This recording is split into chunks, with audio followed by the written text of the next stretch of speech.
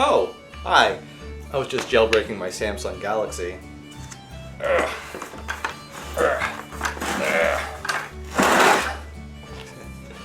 On October 28th, the Librarian of Congress authorized 9 new rules permitting various methods of legally circumventing digital copyright protections.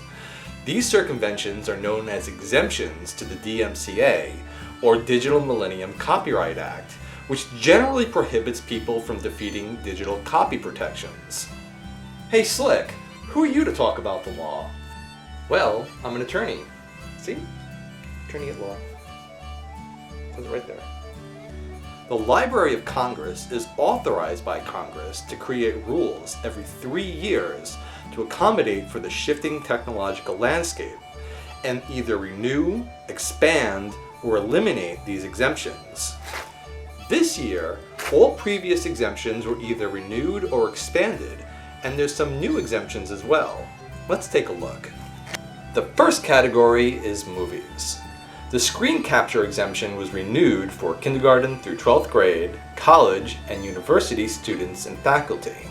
But the exemption was not expanded for this group to permit decryption on high-definition movies. However, despite opposition from the movie industry, the exemption was expanded to include circumventing more advanced technologies such as CSS, AACS, and protections on digital transmissions for online courses, ebooks offering film analysis, documentary films, and non-commercial videos.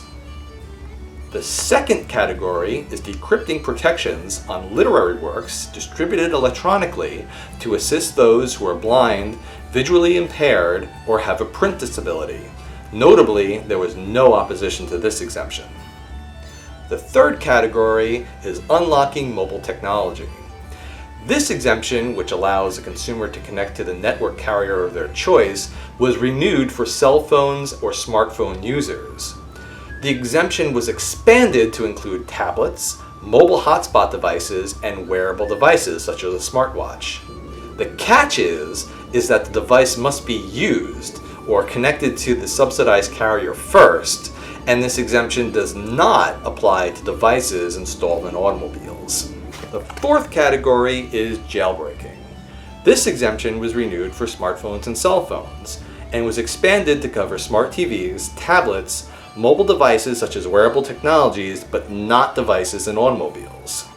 The fifth category is circumventing computer programs in land vehicles for the purposes of diagnosis, repair, and modification. This is a brand new exemption, but will not be effective until another 12 months. The EPA and other environmental groups expressed concern and were given time to take appropriate measures, which could include their own rulemaking. Also, this exemption does not apply to vehicle entertainment or telematic systems such as OnStar or GPS units.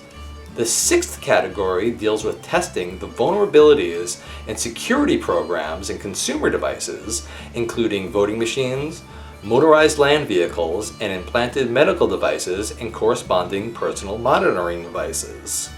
This is a new exemption, but is suspended for 12 months for similar reasons to the previous exemption, except for voting machines where work can begin immediately.